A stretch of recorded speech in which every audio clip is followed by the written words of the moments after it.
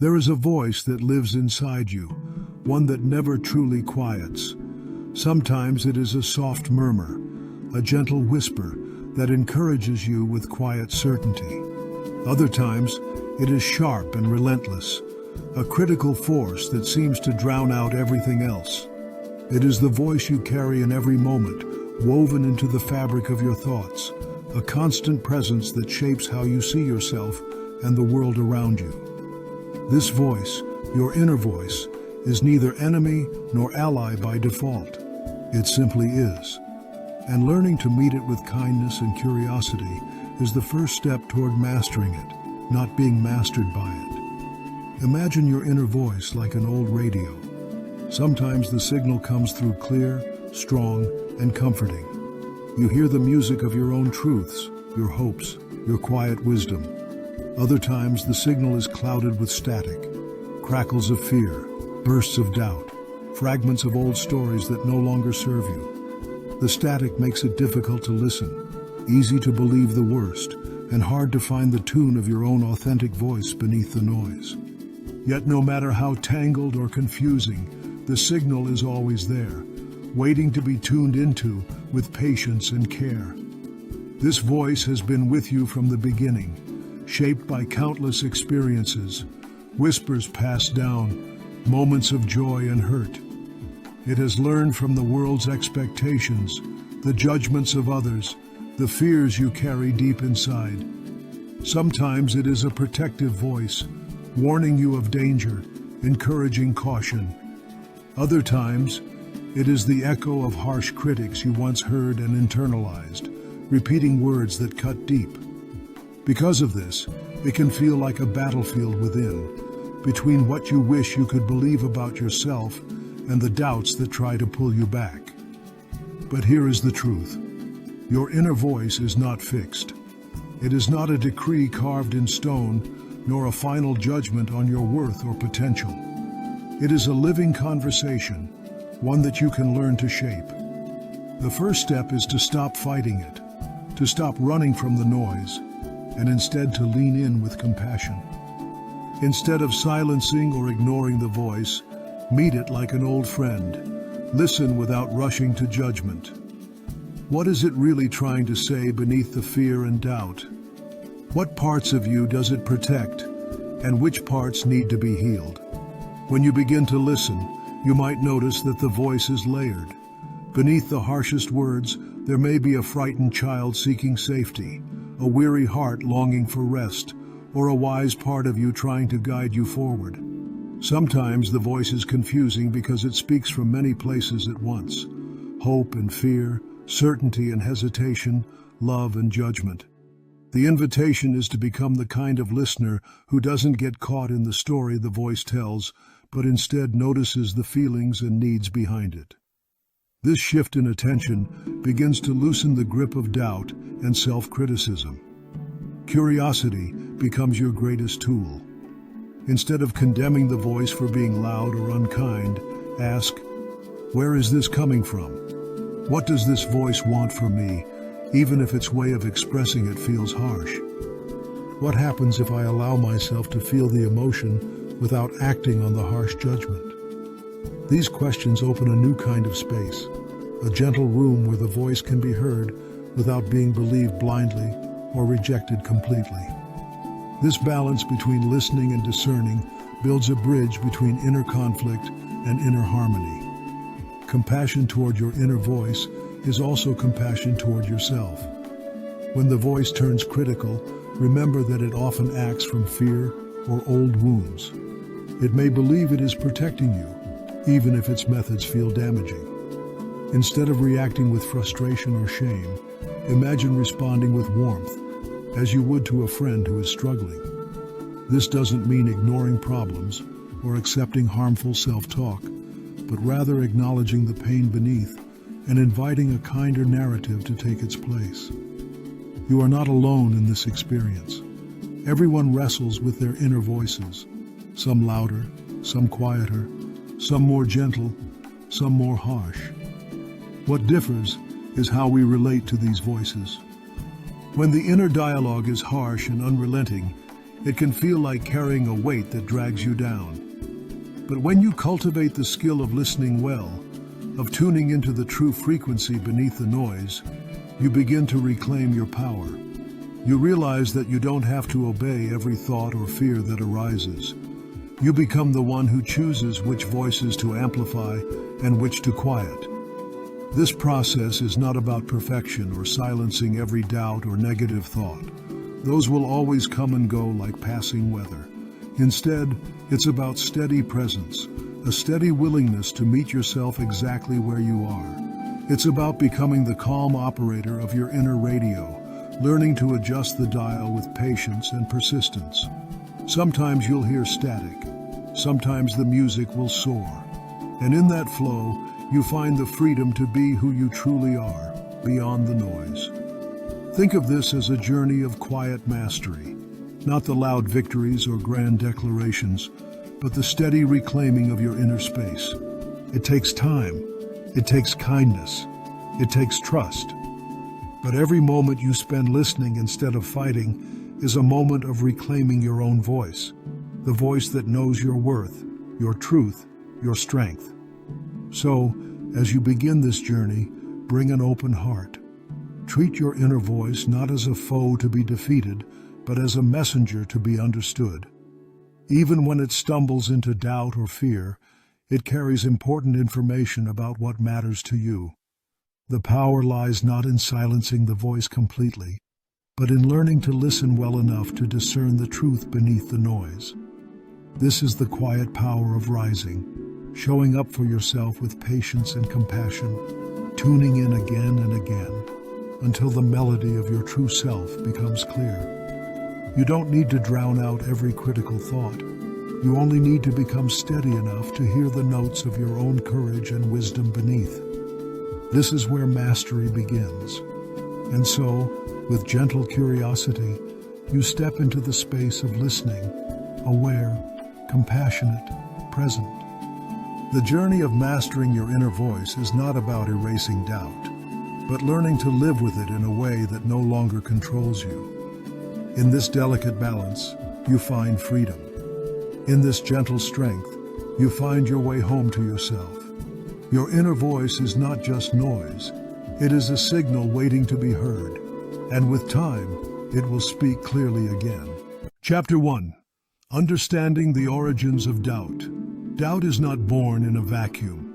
It is shaped, nurtured, and often hardened by the experiences we live through, the culture we grow up in, and the conditioning that seeps into our minds before we even realize it.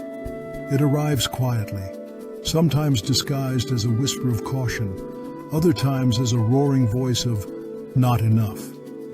Understanding where doubt comes from is like shining a light into a dark room. You begin to see the corners where the shadows gather and recognize that these doubts are not inherent truths, but echoes of stories you were told, lessons you absorbed, and fears you inherited. Imagine doubt as a visitor who has traveled far before arriving at your doorstep. This visitor carries with it the luggage of past experiences, moments when you were told you couldn't, when you failed, when someone doubted you first. These moments imprint on the mind like grooves worn into stone, and over time, they shape the voice inside that questions your worth or your path. Maybe it was a parent's offhand comment, a teacher's low expectation, a social message that defined success narrowly. Maybe it was the sharp sting of rejection, or the quiet disappointment you felt when you didn't meet your own impossible standards. Each of these moments fills the visitor's suitcase with stories that fuel the inner critic, stories that whisper, "You won't make it," or "You're not ready," or "Better not try." Culture and society add layers to this visitor's tale. In some cultures, humility and caution are prized virtues, but they can slip into silence and self-doubt when taken too far. The loudest voice in a room isn't always the wisest, but sometimes the quietest voices, the ones telling us we are less, or that our dreams are too big, are the ones that echo the longest. These cultural narratives set invisible rules about who deserves success, who is capable, who is allowed to shine. When you listen closely, you can hear these rules in the background of your inner voice, sometimes gently, sometimes as a harsh judge. Yet, it's important to recognize that doubt isn't all bad. It has a role, a purpose. There is a difference between the doubt that acts as a helpful caution, a whisper to pause and consider, to reflect and prepare, and the doubt that paralyzes, that freezes you in place with fear and uncertainty. Helpful doubt is like a guardrail, keeping you safe from impulsive mistakes or harm. Paralyzing doubt, on the other hand, is a cage. It keeps you from moving forward, from trying, from trusting your own voice. The challenge is learning to hear the difference, to listen to doubt without letting it dictate your story. This is where the story shifts from judgment to curiosity. What if doubt is not your enemy, but a visitor with a message? What if it's here to remind you to slow down, to check in with yourself, to be mindful, not to stop you forever? This perspective softens the harshness and opens space for a gentler relationship with your inner voice. You begin to see doubt as temporary, a guest who may stay for a while but is not meant to take up residence. When doubt feels overwhelming, it's often because we mistake it for a permanent state of being. We let the voice inside become a resident, unpacking its bags and setting up shop. It whispers that we are flawed, incapable, or unworthy, not just in this moment, but as a whole. But the truth is, doubt moves in and out. It visits in times of change, challenge, or growth, because those moments naturally stir uncertainty. It shows up when you're stepping into new territory, testing boundaries, or risking something important. But it doesn't have to stay. Like any visitor, it comes with a timeline. Recognizing doubt as a visitor invites a new kind of power. Instead of battling it endlessly or trying to push it away, you can learn to greet it with acknowledgement and kindness. You might say to yourself, "I see you, doubt. I know you're here because this matters to me." This simple act of noticing creates distance between you and the voice, turning it from a roaring crowd into a single person knocking at the door. And from that distance, you can choose how to respond. The stories that feed doubt often sound convincing because they have been told so many times. They become a kind of internal script, a loop that plays on repeat. You might hear phrases like, "I'm not good enough," "I don't deserve success," "What if I fail?" These are not your truths. They are worn-out narratives passed down through experience and fear. Questioning these stories is the key to softening doubt's grip. Ask yourself, whose voice is this? When did I start believing this? What evidence do I really have? Sometimes the hardest part is learning to trust your own mind and heart again. Doubt can erode that trust, making you second-guess your instincts, your talents, your desires. But remember, the voice of doubt is only one voice among many inside you. There is also a voice of hope, of courage, of quiet strength. Meeting doubt with compassion and curiosity allows the other voices to be heard too. It's not about silencing doubt, but about creating balance, a chorus rather than a solo of criticism. Imagine a day when you feel that familiar doubt creeping in. The first step is to notice it without panic. Maybe it arrives as a thought, "I can't do this." Instead of accepting it as truth, try to observe it as a visitor, a thought passing through your mind. You might even give it a name, like the worrier or the cautious one. This simple act turns an overwhelming flood into something manageable, something you can engage with rather than be overwhelmed by. And then gently begin to question. Is this doubt helpful right now, or is it holding me back? What do I really need in this moment? How can I show myself kindness?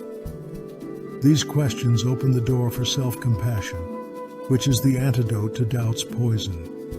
When you treat yourself with the same kindness you would offer a friend, doubt loses some of its power to cripple. Remember, too, that doubt is often tied to fear, the fear of failure, rejection, or not being enough. These fears are human, shared by everyone, and they do not make you weak. They make you human. The difference lies in how you relate to these fears. Do you let them paralyze you, or do you use them as signals to prepare, to proceed with care, to be brave?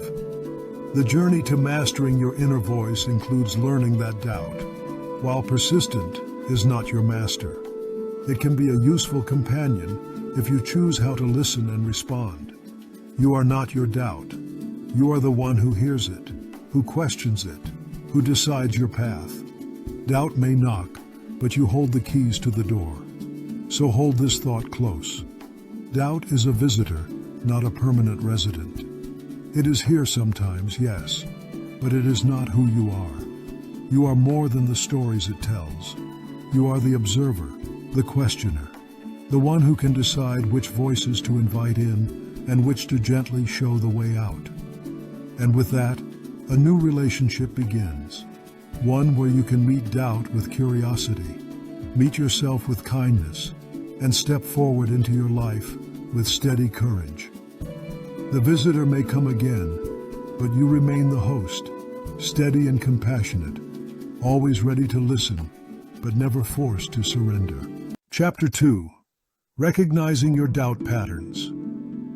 Doubt is a shapeshifter. It rarely shows up wearing a sign that says, "Hello, I am doubt." Instead, it sneaks in quietly, sometimes dressed as perfectionism, other times as procrastination or avoidance. Recognizing your doubt patterns, the ways doubt manifests in your thoughts, feelings, and behaviors, is a vital step toward mastering your inner voice. It is like learning to recognize the subtle signs of a storm on the horizon before it fully arrives, giving you time to prepare and respond with calm. At first, doubt might seem like a fleeting feeling, a hesitation here, a hesitation there. But over time, it reveals itself in repeated patterns. Maybe you find yourself endlessly reworking a project, never quite satisfied, convinced it's still not good enough. Or maybe you delay starting something important, your mind full of what-if questions, trapping you in a loop of procrastination. Sometimes doubt whispers through avoidance, nudging you to turn away from opportunities or conversations that feel too risky. These behaviors aren't just random. They are messages from your inner voice, signs that doubt is speaking, even if indirectly. Perfectionism is one of doubt's most convincing disguises. It promises control and safety, the belief that if everything is flawless, failure and judgment will be kept at bay. But perfectionism is a trap. It keeps you stuck in a cycle of endless tweaking, comparing, and self-criticism. The fear behind it is loud and clear. If it's not perfect, it's not worth sharing.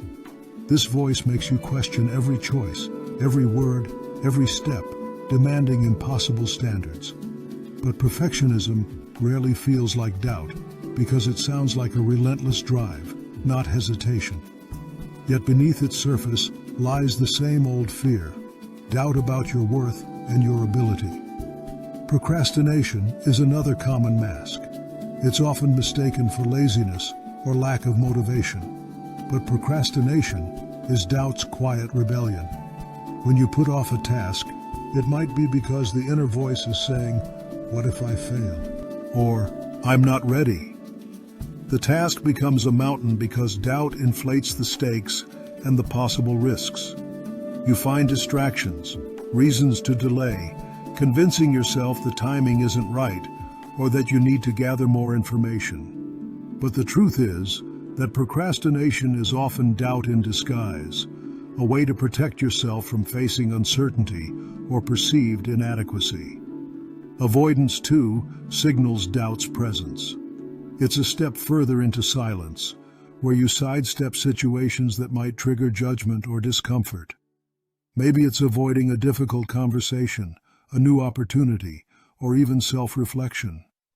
Avoidance feels safe at the moment, but it slowly builds walls that keep you separate from growth and connection. It's doubt saying, "Not now, maybe never." Recognizing avoidance patterns is crucial because they quietly shape your life and decisions over time, often without you realizing it. Knowing your doubt patterns is not about judgment or self-criticism. It's about observation, seeing clearly what's happening inside without adding blame or frustration. This kind of gentle awareness transforms doubt from an invisible force controlling you into a familiar visitor you can understand and manage. Imagine doubt as a shadow that changes shape with the light. Sometimes it's long and looming, sometimes small and fleeting. The more you watch without fear, the less power it holds. Stories from others show how these doubt patterns play out in real life. For example, one woman shared how perfectionism kept her from submitting her writing for years. She would rewrite chapters endlessly, never feeling it was quite right. The fear of judgment and failure was loud, but beneath it was a quiet doubt that her voice mattered. Another man described how procrastination disguised his fear of starting a new business. He gathered information for months, researching every angle, but never took the leap. Doubt's voice was there, whispering, "What if you're not good enough?" A young artist spoke of avoidance. She avoided sharing her work on social media, worried about negative comments or rejection. Her doubt silenced her before she even had a chance to speak. These stories reveal a common thread. Doubt shows up in ways that can feel completely normal or even productive. Perfectionism pushes you to do better. Procrastination gives you time to prepare, and avoidance feels like self-protection. But when these patterns become habitual, they limit your ability to move forward and trust yourself. Recognizing this is an invitation to step out of the unconscious loop and bring doubt into the light. One of the most powerful practices you can begin right now is to become an observer of your doubt without judgment. Notice when the voice of doubt starts speaking. Does it come as a harsh critique, a hesitant question, a pulling away? Observe what triggers it. Is it a particular task, a relationship, a decision? Notice the physical sensations that accompany it. The tightening in your chest, the shallow breath, the restless energy. This practice is not about fixing or pushing away doubt, but simply noticing it with kindness. When you catch yourself slipping into doubt patterns, pause and breathe. Acknowledge the voice, but remind yourself it's only one perspective, not the whole truth. You might say quietly, "I see you, doubt. Thank you for sharing your concerns. I'm going to listen, but I'm also going to keep moving forward." This simple act of naming and acknowledging doubt breaks its power to control you silently. Remember, doubt often surfaces most strongly when you're stepping into something new or important. It is the mind's way of testing the waters, questioning safety, and warning of possible pain. This is natural, but it doesn't have to stop you. By recognizing your doubt patterns, you give yourself the chance to respond with awareness instead of reacting out of fear. Another helpful way to recognize doubt is to keep a journal or notes on your thoughts and feelings. Write down moments when you notice hesitation, self-criticism, or avoidance. Over time, patterns emerge like footprints in the sand. Seeing these patterns on paper creates distance from them, making them easier to work with. You can begin to ask, is this thought true? Is this behavior helping me? What else might be possible? This practice turns doubt from a mysterious force into a known companion, and the more familiar you become with your doubt patterns, the less they surprise or overwhelm you. You start to predict when doubt might arrive and prepare for it with tools of compassion and courage. Ultimately, recognizing your doubt patterns is an act of self-awareness and self-kindness. It's a way of saying to yourself, I'm learning to understand this voice inside me. It's the beginning of a conversation that can change your relationship with doubt from one of fear and resistance to one of curiosity and choice. So, as you move forward, remember to watch for doubt's many disguises: perfectionism, procrastination, avoidance, and greet them with gentle curiosity. Doubt will come, yes, but you are no longer caught off guard. You are ready to meet it, understand it, and choose your response. This awareness is a powerful step towards silencing doubt's hold and mastering the inner voice that shapes your life. Chapter 3. Cultivating Inner Compassion. Doubt can feel like a relentless voice inside your mind, sometimes loud and unforgiving, other times a quiet whisper that chips away at your confidence. But the way we respond to doubt, especially the kind that becomes an inner critic, shapes how much power it holds over us. Cultivating inner compassion is a profound way to meet doubt, not with resistance or harshness, but with kindness and understanding. It is an invitation to become a gentle ally to yourself, even when the voice inside is difficult to bear. When doubt arises, the instinct might be to push it away, to fight it with determination, or to silence it by force. But resistance often makes doubt stronger. It's like trying to hold back the tide with your hands. The harder you fight, the more the waves crash against you. Instead, responding with compassion allows the waves to pass through more gently, softening their impact over time. Compassion is the language that softens doubt's grip, transforming it from a harsh judge into a quiet visitor you can listen to and then let go. The first step toward cultivating inner compassion is recognizing the voice of doubt for what it really is. Not an enemy, but a part of you trying to protect you, even if clumsily.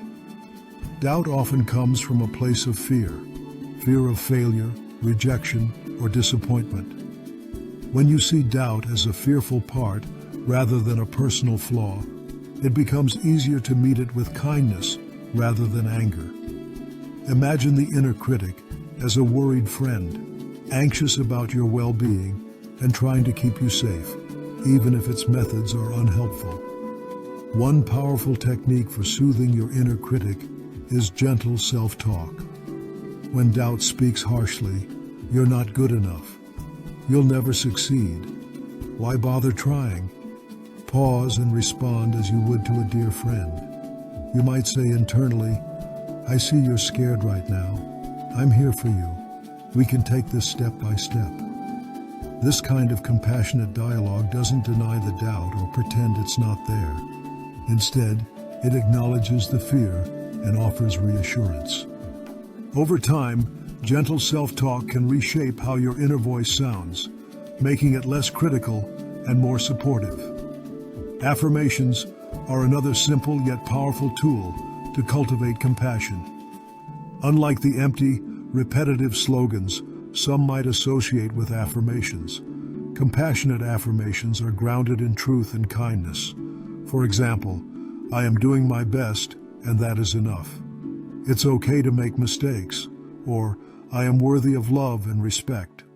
These statements, repeated consistently, can help rewrite the internal narrative that doubt often feeds on. When the inner critic rises, returning to affirmations anchors you in a compassionate reality. Physical cues also play a role in soothing doubt. When you notice your doubt pattern kicking in, take a moment to soften your body. Relax your shoulders, place a hand gently on your heart, or take a slow, deep breath. These small acts of kindness to your body send messages to your nervous system that you are safe, helping to calm the anxious energy that fuels doubt. It's a way of saying to yourself, "I am here, I am present, and I am gentle with myself." Practices like mindfulness and meditation deepen this compassionate connection. By observing your thoughts without judgment, you create space between you and the doubt. You start to see that doubt is just one voice among many, not the ultimate truth. With regular practice, you train your mind to return to kindness and acceptance, even when doubt tries to pull you into fear or shame. Mindfulness teaches you that thoughts come and go like clouds in the sky, sometimes dark, sometimes light, always temporary. It's also important to remember that compassion doesn't mean letting doubt run unchecked or excusing harmful self-criticism. Compassion is about meeting yourself honestly and kindly, holding space for all parts of your experience. When doubt surfaces, you can listen with curiosity and care, then gently challenge the unhelpful stories it tells. This balance of kindness and discernment is the heart of cultivating inner compassion. Stories often illuminate how compassion transforms doubt. One woman shared how, during a period of intense self-doubt, she started writing letters to herself from the perspective of a loving friend. Each time the inner critic arose, she responded with words of encouragement and understanding, slowly changing the relationship with her doubt. Over time, what had been a harsh, judgmental voice softened into one that still questioned but also supported her growth. Another man spoke of using mindfulness practices to catch his self-critical thoughts as they arose, noticing the harshness and then consciously shifting to a softer inner tone. This shift didn't erase his doubt, but made it less overwhelming. He described it as turning down the volume rather than silencing the radio altogether.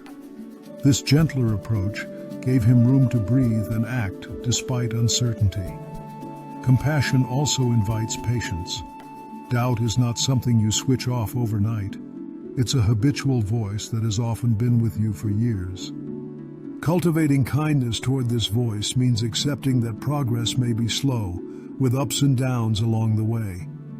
When you stumble into old doubt patterns, rather than beating yourself up, you can remind yourself that you are learning a new way of relating to your inner world, a way based on care and respect. You may find it helpful to create rituals or daily practices that nurture compassion. This could be a morning meditation focused on loving kindness, writing down 3 things you appreciate about yourself each day, or setting gentle intentions before starting a challenging task. These practices act as gentle anchors, reminding you that compassion is not a one-time act, but a continuous dialogue with yourself. It's worth noting that compassion grows in relationship, both with yourself and with others. When you practice compassion inwardly, it becomes easier to extend that kindness to others, especially those who struggle with their own doubts. Compassion becomes a bridge, connecting you to shared humanity and the recognition that everyone carries fears and uncertainties. Ultimately, cultivating inner compassion is about reclaiming your inner voice from doubt's harsh grip and inviting a more nurturing presence to take its place. It's a quiet revolution within, a softening that creates room for courage and confidence to grow. As you practice kindness toward yourself, you rewrite the story of doubt, transforming it from an enemy into a guide that helps you move forward with grace. So when doubt arises today, try this. Pause, breathe, and speak to yourself as you would a cherished friend. Acknowledge the fear behind the words and respond with a gentle truth. Remember, compassion is not weakness. It is the quiet strength that softens doubt's grip and lights the way toward mastery of your inner voice. Chapter 4. Shifting the Narrative. Doubt is a storyteller, spinning narratives that can feel convincing, even inevitable. It whispers tales of failure, inadequacy, and fear, stories that echo from past wounds and uncertain futures. Yet, the power to rewrite these stories lies within you. Shifting the narrative isn't about denying doubt's presence or pretending it's not there. It's about choosing which stories you listen to, which ones you amplify, and which you gently let fade into the background. It's about turning down the volume on doubt and tuning into your own truth.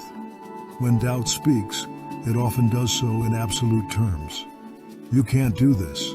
You will never be enough. This is impossible. These sweeping statements may feel like facts in the moment, but they are simply interpretations, stories shaped by fear and past experiences. Recognizing that doubt is telling a story, not delivering a final verdict, is the first step in reclaiming your narrative power. Rewriting the story means embracing curiosity over certainty. Instead of accepting the doubt's voice as truth, ask, what if this isn't the whole story? What might be another way to see this situation? Curiosity opens a door to exploration rather than lock you into fear. It invites you to question the assumptions doubt insists upon and to imagine new possibilities. By shifting from "I can't" to "I wonder if I can," you create space for growth and hope. One practical way to shift the narrative is to catch the negative thoughts as they arise and pause before accepting them. When doubt begins its usual monologue, imagine reaching for a remote control and gently turning down the volume. Notice the words without judgment.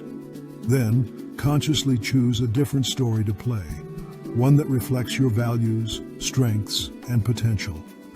This act of mental editing is a form of empowerment, reminding you that your mind is not a passive receiver, but an active creator of meaning. Reframing negative thoughts into empowering ones requires practice and patience.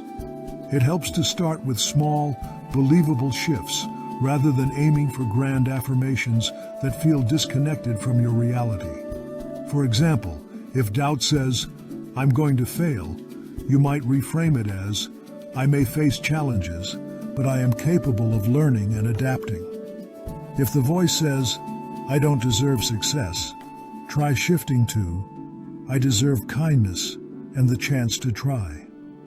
These reframes aren't about ignoring difficulty, but about balancing the narrative with kindness and possibility. Stories hold deep emotional power, and the stories doubt tells often carry emotional weight that makes them hard to challenge. This is why pairing reframing with grounding techniques can be so effective. When you feel doubt rising, bring your attention to your body. Feel your feet on the ground, take a slow breath, or place a hand on your heart. This embodied presence helps interrupt the emotional charge of doubt and creates a calm space to choose a different story. Embracing the metaphor of turning down the volume on doubt is helpful because doubt often feels overwhelming, loud, persistent, and intrusive. Imagine your mind as a room filled with many voices. Doubt is just one voice, and when it's turned up too loud, it can drown out all others. But you hold the dial. You can lower that volume and invite other voices to speak. Voices of courage, curiosity, past successes, and quiet confidence. Tuning into your truth means listening to these quieter, wiser voices until they become stronger. Your truth is not a fixed destination, but an evolving story that reflects who you are at your core, your values, your dreams, your authentic self. When doubt's voice tries to rewrite this story with fear and limitation, you have the power to reclaim the pen. Writing your own narrative means allowing complexity and imperfection. It's okay if the story includes setbacks, doubts, and struggles, as long as it also holds hope, learning, and resilience. Sometimes shifting the narrative means exploring the what-ifs that doubt fears. What if failure is not a catastrophe, but a teacher?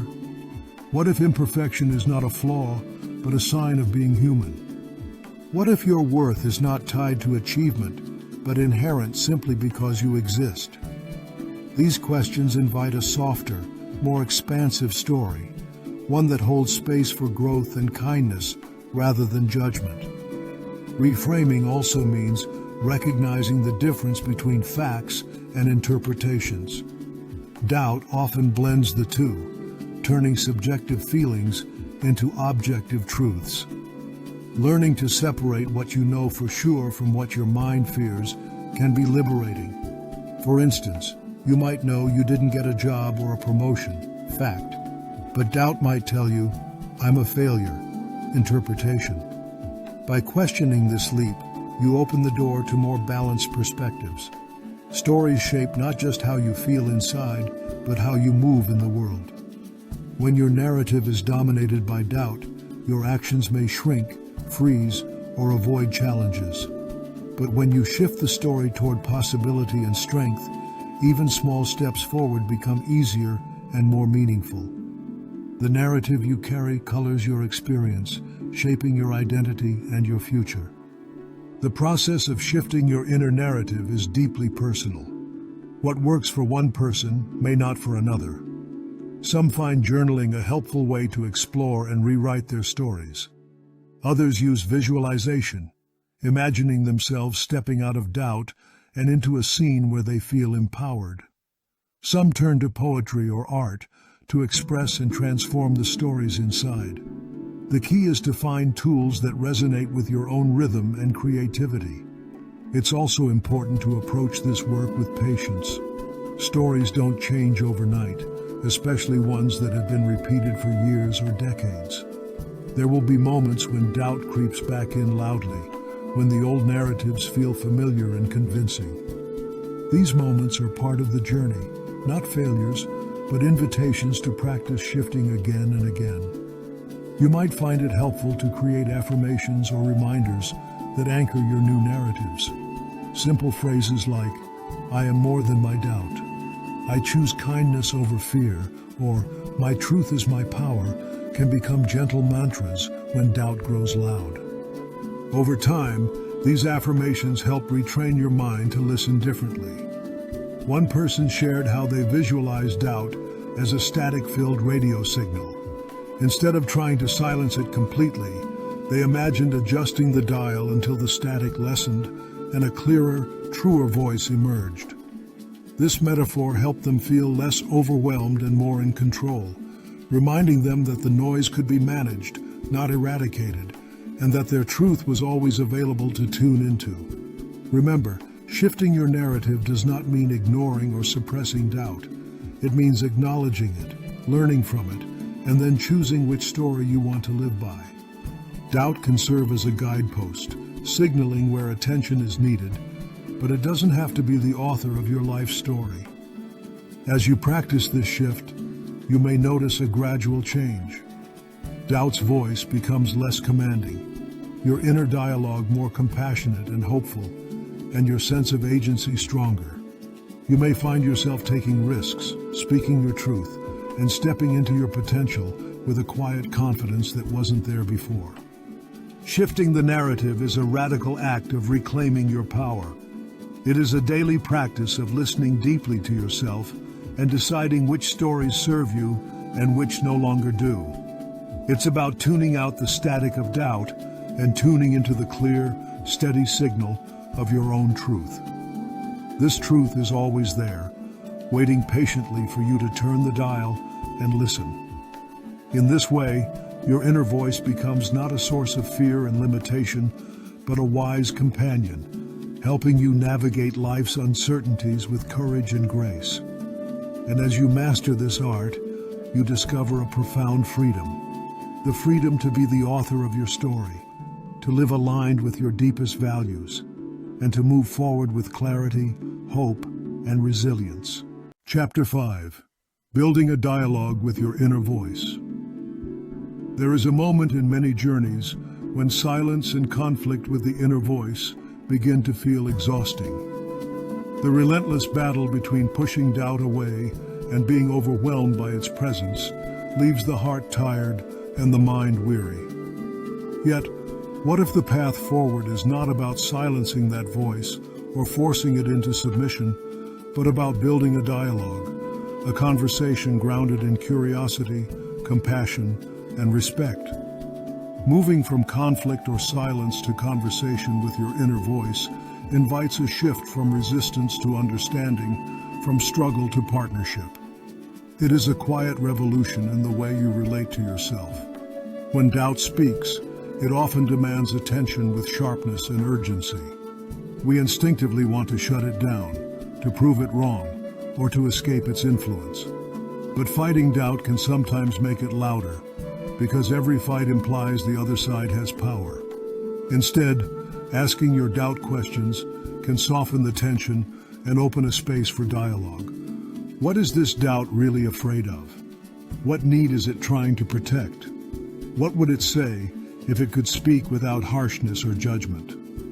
The idea of talking to your doubt may feel strange at first. After all, doubt has often been an unwelcome intruder, a harsh critic, a barrier to confidence. But beneath its loud voice often lies something softer: fear of failure, worry about rejection, or a deep longing to be safe and seen. When you start asking questions, you are inviting the doubt to reveal its roots, transforming it from a hostile enemy into a cautious guardian. This shift does not mean the doubt disappears overnight, but it can change its role from one of relentless opposition to helpful guidance. Listening carefully to the underlying fears and needs behind the doubt is like peeling back layers of an onion. The surface voice might say, "You can't do this," but underneath might be the fear of not being good enough, or the need for reassurance. By naming these hidden fears and needs, you bring light to what was once shadowed and misunderstood.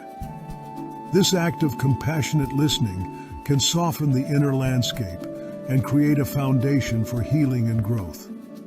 Imagine a person who once felt overwhelmed by their inner critic, convinced that they were destined to fail at every turn. For years, this voice shouted doubts and fears so loudly that it was nearly impossible to hear anything else. But one day, instead of pushing the voice away, they tried something different. They asked the doubt what it was trying to protect. The answer was surprising. It was not trying to sabotage, but to keep them from getting hurt, to shield them from disappointment. This realization opened a new way of relating, turning the doubt from a threat into a cautious friend. With this new dialogue, the person began asking their inner voice, "What do you need from me to feel safe?" Sometimes the answer was a reminder to slow down, other times a need to prepare more thoroughly, or to acknowledge feelings of vulnerability. Each time they listened and responded kindly, the voice softened, becoming less of a harsh critic and more of a guide offering cautionary advice rather than condemnation. This kind of conversation is an invitation to partnership with your inner voice, not submission or avoidance. It asks you to be curious rather than reactive, to hold space for complexity rather than demanding simplicity. Your doubt, with all its noise and discomfort, becomes a messenger carrying important information about your inner world, your fears, your values, and your unmet needs. Building a dialogue also requires patience. The first attempts may feel awkward or even frustrating. Doubt might resist being questioned or refuse to speak clearly. It may retreat into silence or intensify its volume. This is natural.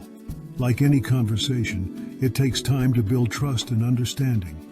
The key is to approach these moments with kindness, without expecting immediate results. Every small step toward listening and responding gently is a victory. It can be helpful to set aside a specific time or place for this inner dialogue, a quiet moment when you can focus inward without distractions. Some people find journaling a useful way to engage, writing down their doubts as if they were a separate voice in the room, then responding with questions and compassionate answers. Others use meditation or quiet reflection, mentally imagining a conversation with their doubt, inviting it to share its fears and needs.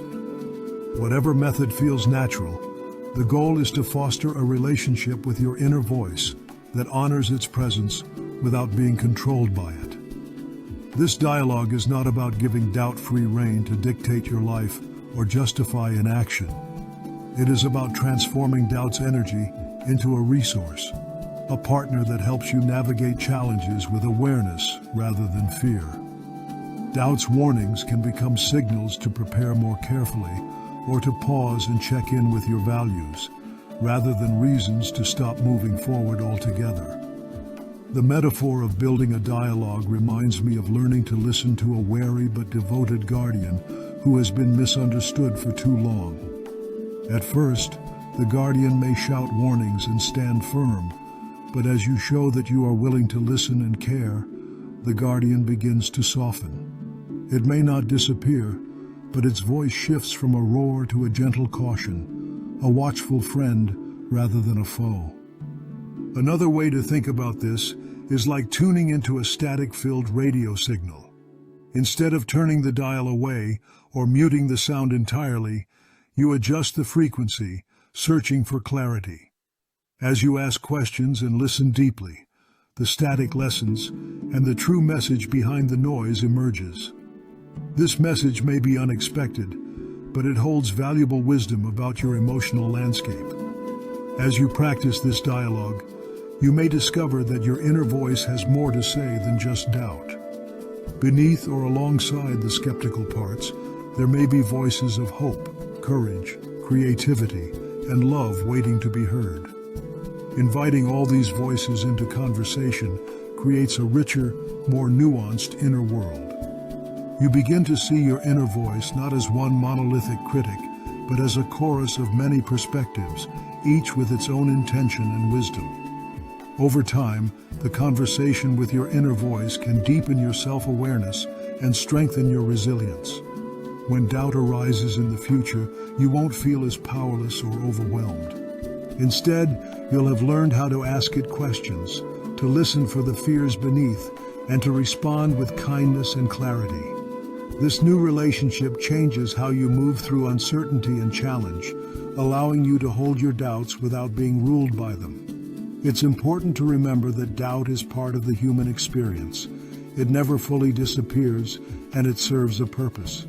But when you build a dialogue with it, you transform doubt from a roadblock into a guide, a teacher helping you navigate your path with greater insight and compassion. This transformation is not about perfection or total control, but about balance.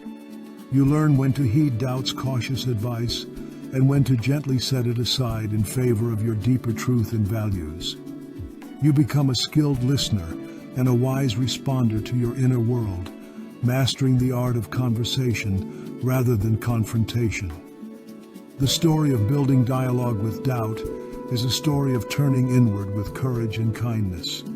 It's about inviting the voices within to share their truths and learning to respond with patience and care.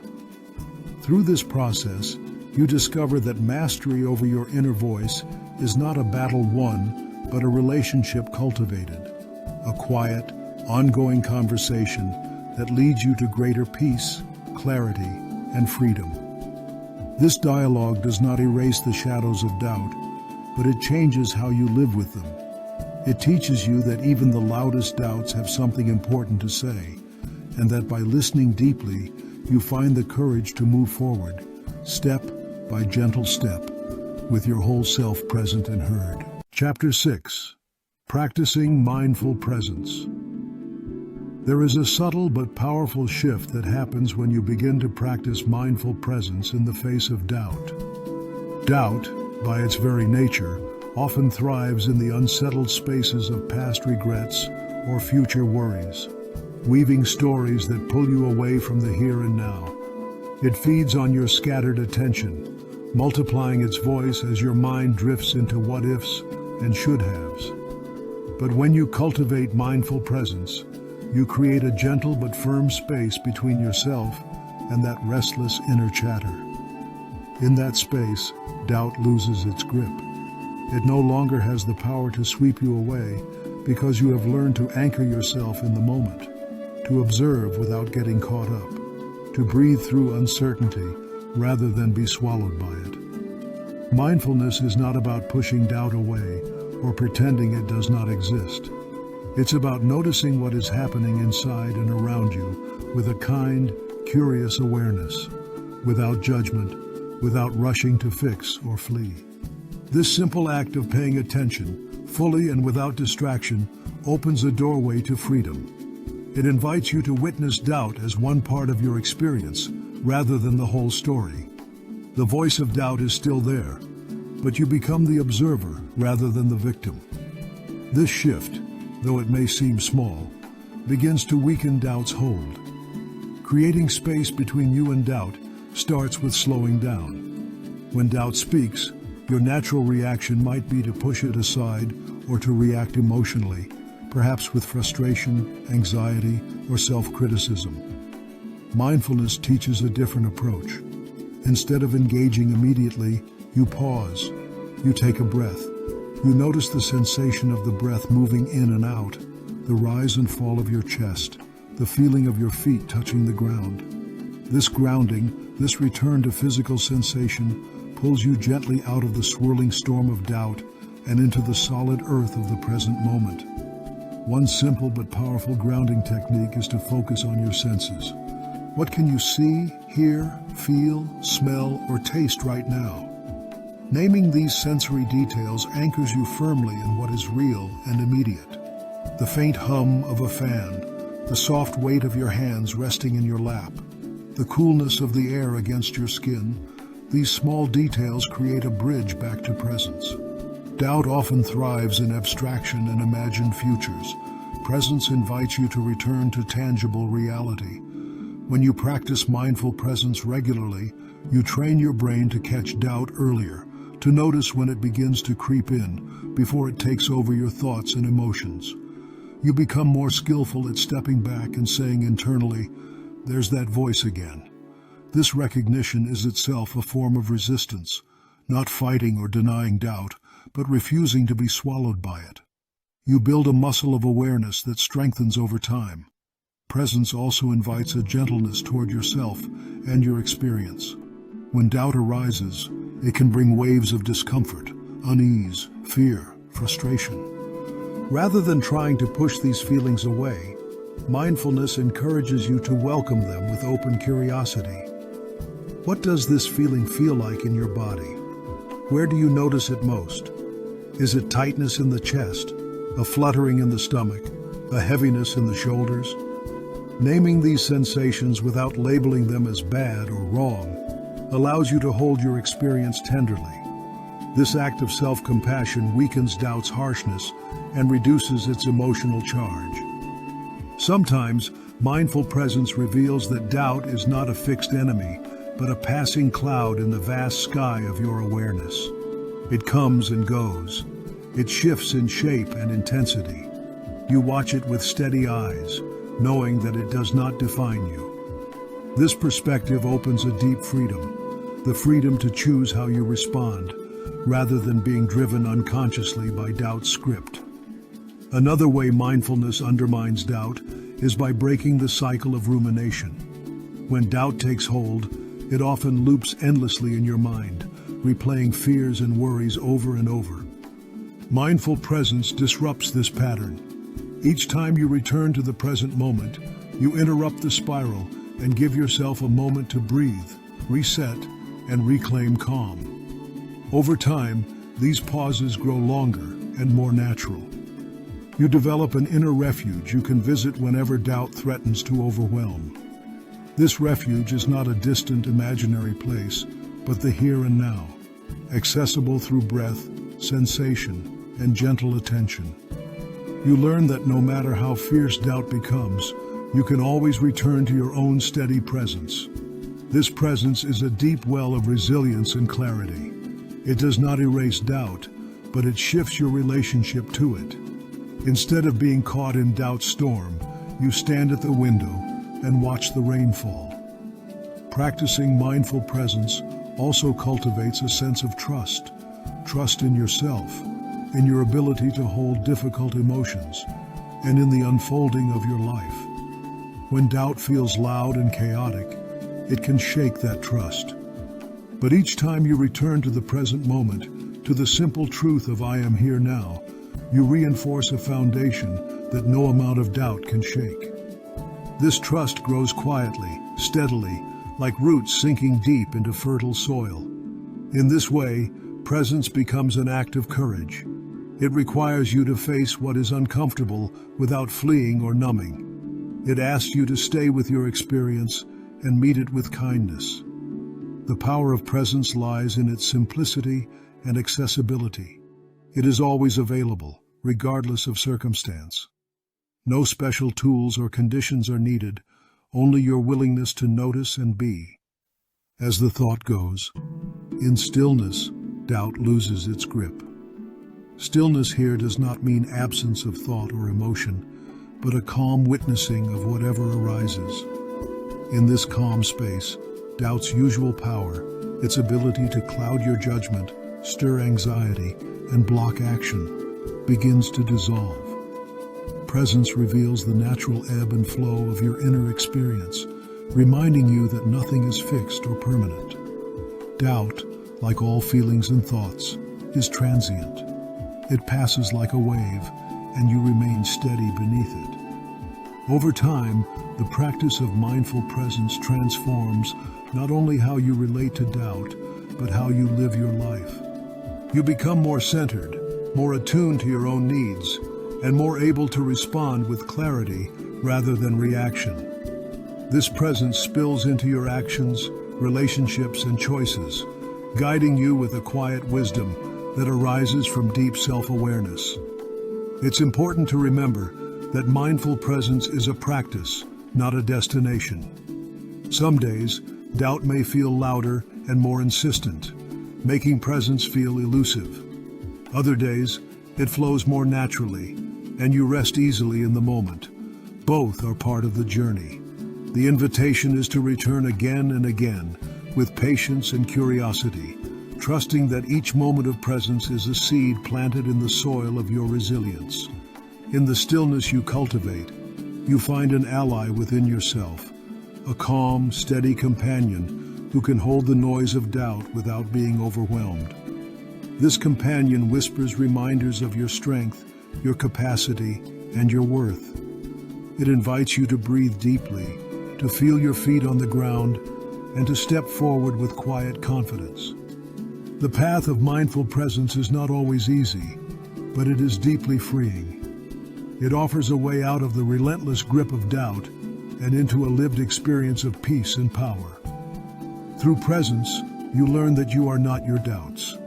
You are the vast, awake space in which doubts arise and fade.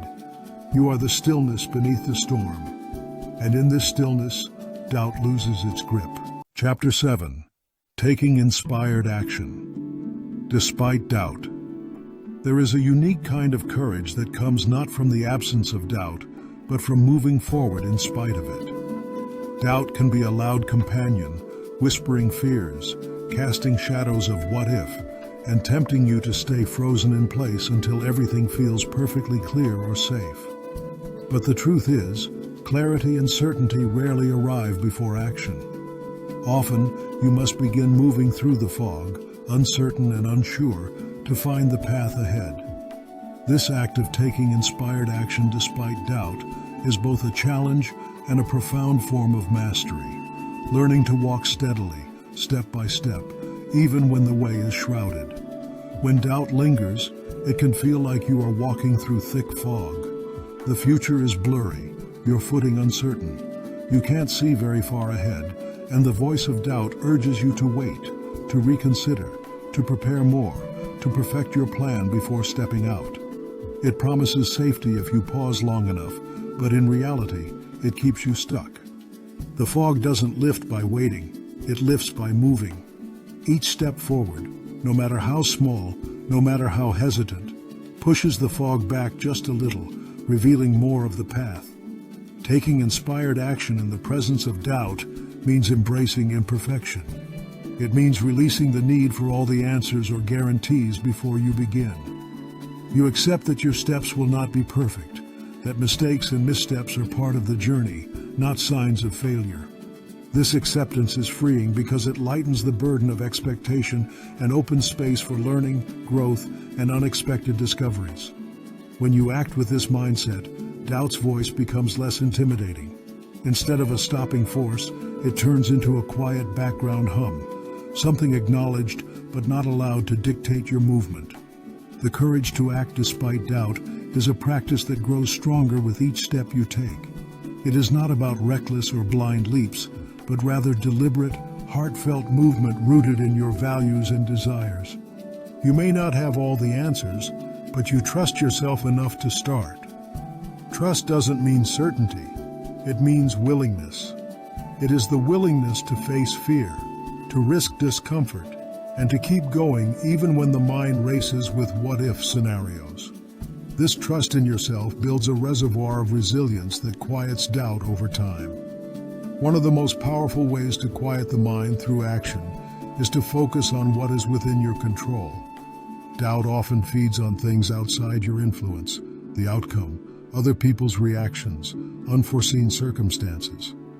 Inspired action shifts your focus inward and to the present moment. What is one next step I can take right now? What small, concrete action is possible today? Breaking down big goals or dreams into manageable steps makes the journey less daunting and more approachable. It transforms overwhelming doubt into practical momentum. The metaphor of walking through fog captures this beautifully. When you walk through fog, you can't see far ahead, but you can see just enough to place your next foot down safely. You take one step, then another, with your senses attuned to the terrain underfoot. Your eyes adjust slowly, your body learns the rhythm, and the fog thins as you progress. The way forward unfolds gradually, and your confidence grows with every step. The key is not to rush, but to keep moving steadily, guided by trust and intention. Taking inspired action despite doubt also requires gentleness toward yourself. Doubt can be harsh, shaming, and unforgiving, but your response doesn't need to be. When doubt creeps in, acknowledge it without battle or blame. Remind yourself that fear and uncertainty are normal parts of any meaningful journey. Celebrate your bravery in moving forward despite them. This self-kindness fuels your courage and replenishes your strength, making it easier to keep taking steps even when the path feels unclear. Stories abound of those who move forward despite their doubts and fears, transforming uncertainty into growth and success. Consider the artist who paints even though they doubt their skill, the entrepreneur who launches a business with no guarantee of profit, or the writer who shares their work despite fear of criticism. Their progress wasn't fueled by confidence alone. It was fueled by a commitment to action in the face of doubt. Their steps, imperfect and sometimes hesitant, eventually led them through the fog to clarity and accomplishment.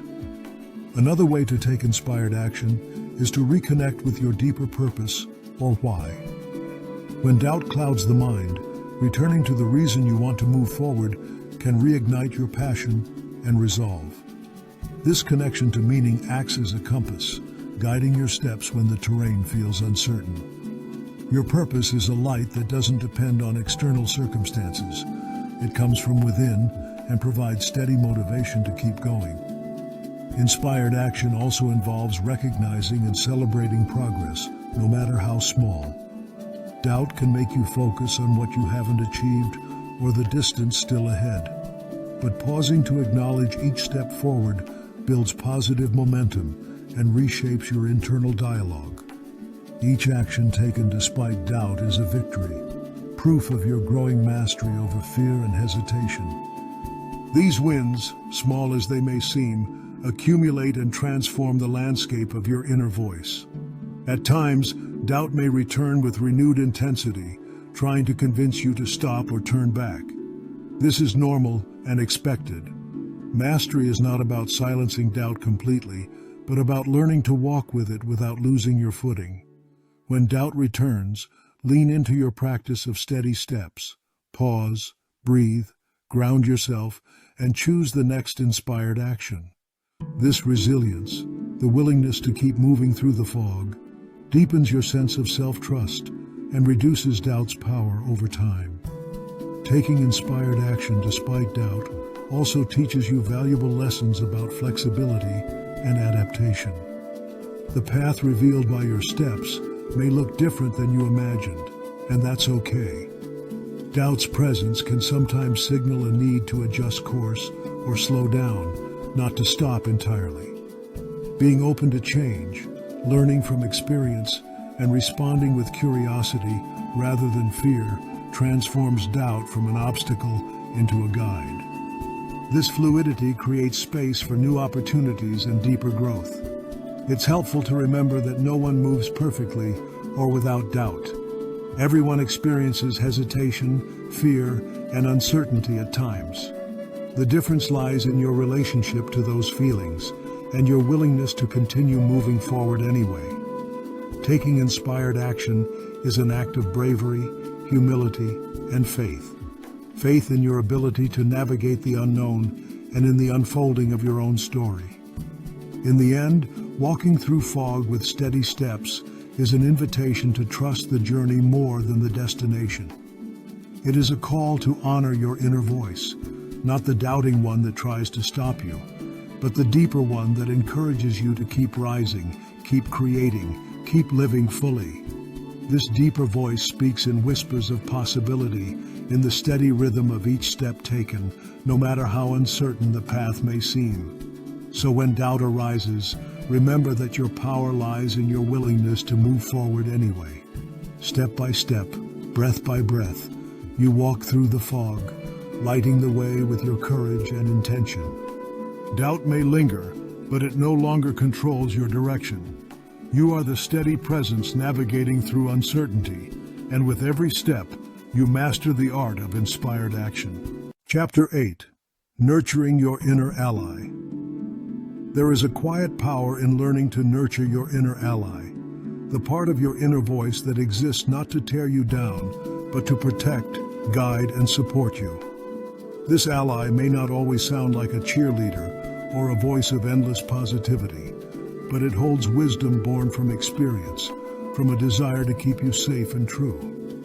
Often, we mistake this protective part for doubt or criticism and try to silence it, not realizing that when honored and understood, it can become our greatest source of strength. Your inner voice is a complex landscape. Within it lives the loud, relentless doubter, the harsh critic that points out every flaw and fear. But alongside that voice, there is another, sometimes quieter, sometimes steady, an ally that speaks from intuition, from deep knowing, and from genuine care. This inner ally is not about perfection or pressure, but about guiding you toward choices that honor your well-being and values. Learning to differentiate between the voice of doubt and the voice of wise intuition is a foundational step toward mastering your inner dialogue. Doubt often shouts in absolutes. You can't. You're not good enough. It's too risky. It feeds on fear, on worst-case scenarios, and on limiting beliefs. Wise intuition, however, whispers with nuance and calm. It may say, pause and consider, or this feels off, or take a break before deciding. While doubt immobilizes with fear, intuition invites careful attention and thoughtful reflection. Both voices ask for listening, but they come from very different places. When you can tell them apart, you gain clarity and power to respond with care instead of confusion. The journey to nurturing your inner ally begins with curiosity. Instead of rejecting or fighting your inner voice outright, turn toward it with a gentle question. What is this voice trying to tell me? What need or fear lies beneath the words? When doubt or criticism arise, pause and listen not just to the surface message, but to the feeling behind it. Sometimes doubt protects against past wounds or risks you're not ready to face. Sometimes it signals fatigue or overwhelm. Other times, it masks unspoken hopes or desires. By meeting your inner voice with curiosity rather than judgment, you open the door to deeper understanding.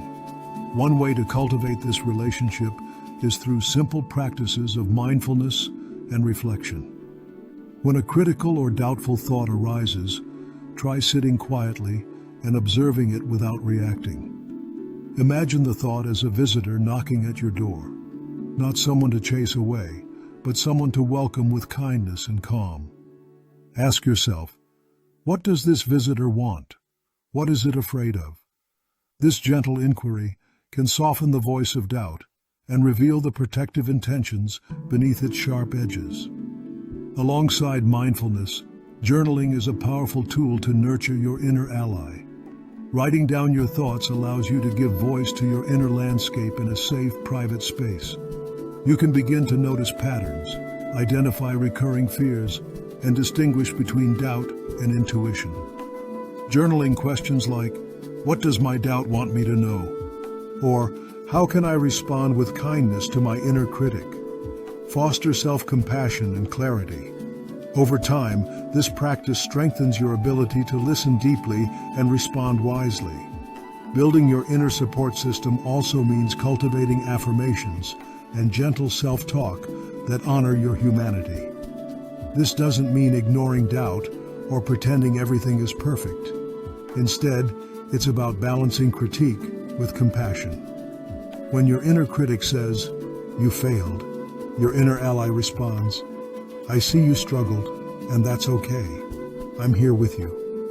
When doubt whispers, "You shouldn't try," your ally encourages, "I understand your fear, but I also believe in your courage."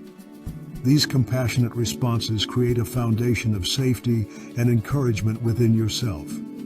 It's important to remember that nurturing your inner ally is a practice, not a one-time fix.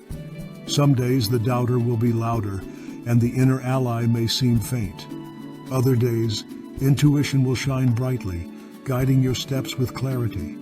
This ebb and flow are natural. The key is consistency, returning again and again to the practice of listening with kindness and distinguishing voices. Over time, your inner ally grows stronger, more confident, and easier to hear even amidst noise and uncertainty.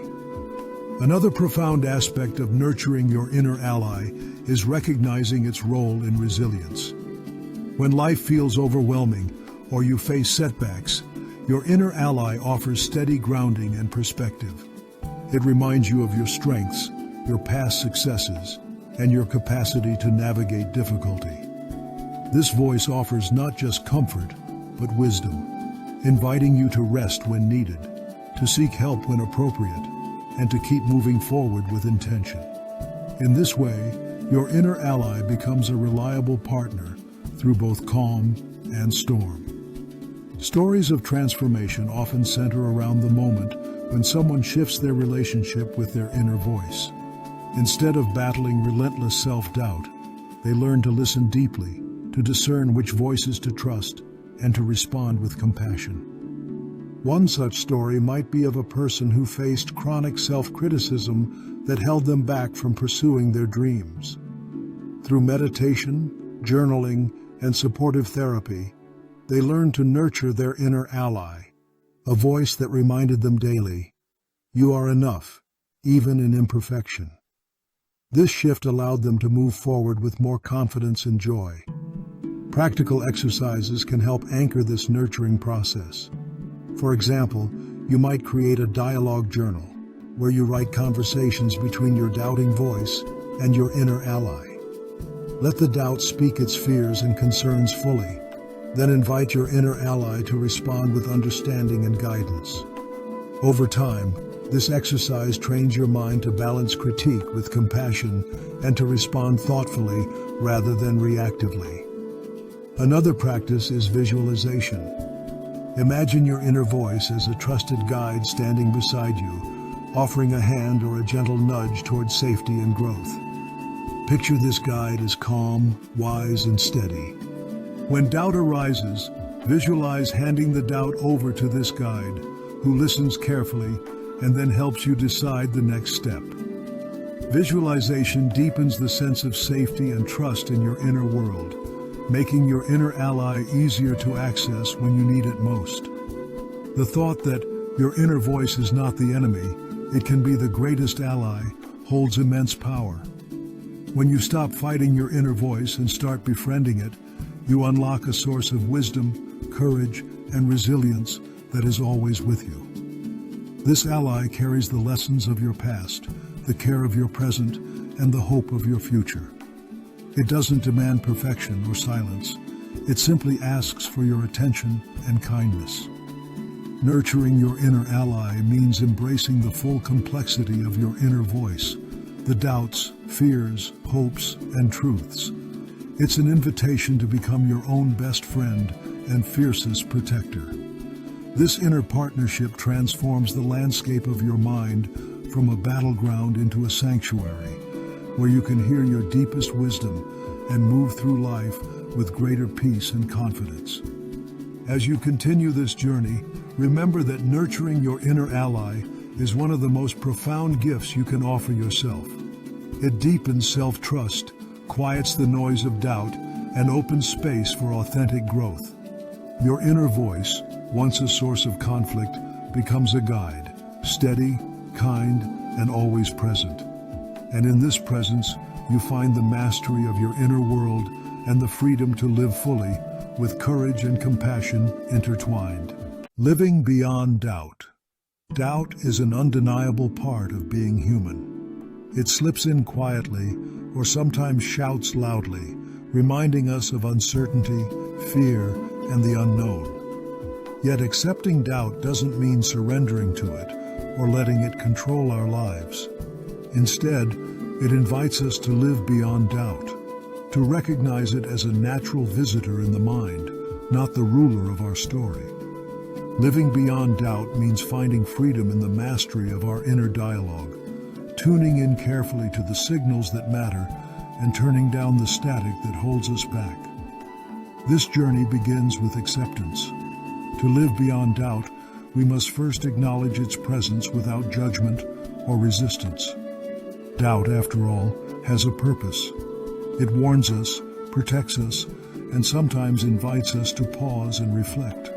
When we fight doubt, we often give it more power, feeding the very fear and uncertainty we want to escape.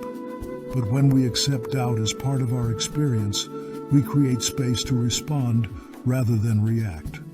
We move from being overwhelmed by doubt to becoming curious observers of it. Imagine doubt as static on a radio dial, sometimes loud and distracting, other times faint and barely noticeable.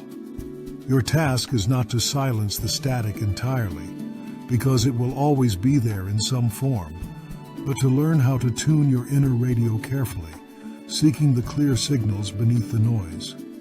These signals are your intuition, your inner ally, your true self speaking through the clutter. Tuning this radio requires patience, practice, and compassion. It means slowing down enough to listen deeply, to sift through the chatter, and to trust what resonates as truth. Living beyond doubt means embracing the freedom that comes from this mastery.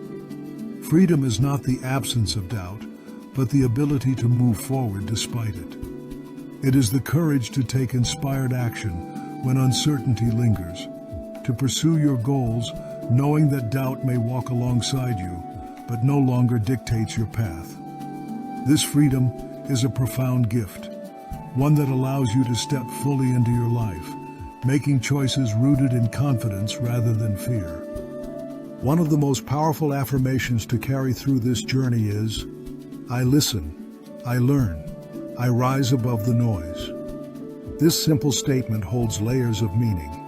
I listen reminds you to pay attention, not just to the loudest voices, but to all the subtle messages within. I learn honors the process of growth and self-discovery, knowing that every doubt and challenge carries a lesson. I rise above the noise declares your power to transcend confusion and fear, moving toward clarity and purpose. This rise is not a single moment of victory, but an ongoing process, a dance between doubt and trust, between fear and courage. Some days the noise may feel overwhelming, and the static on your inner radio thick. Other days, clarity shines bright, and your inner voice rings clear and true. Both are part of the journey. Living beyond doubt is about returning, again and again, to your own strength and wisdom, even when the path is foggy.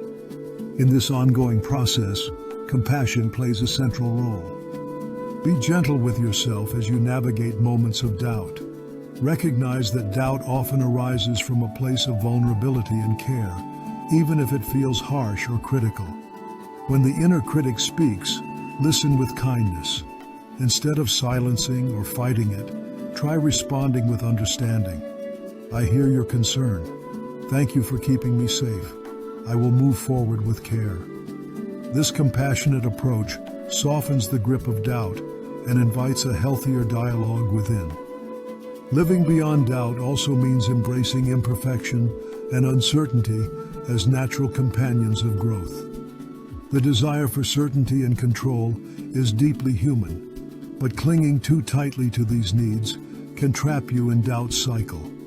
Instead, cultivate a mindset of curiosity and openness.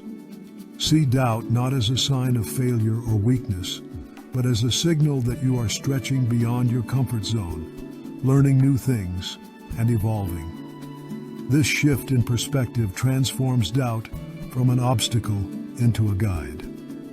The metaphor of tuning a radio until the signal is clear beautifully captures this ongoing work. Just as a radio dial requires subtle adjustments, sometimes slight turns, sometimes more deliberate shifts, your inner tuning demands patience and attentiveness. At times, external noise and distractions will interfere.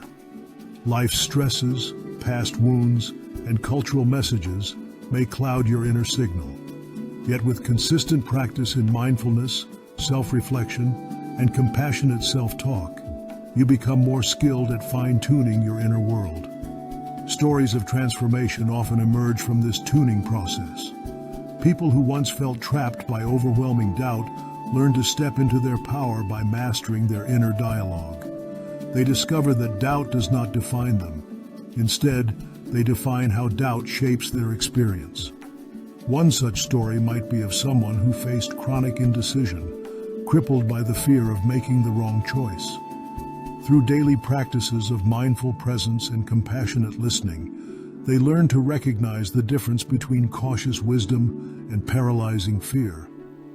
Over time, their inner radio grew clearer, guiding them toward decisions aligned with their values and dreams.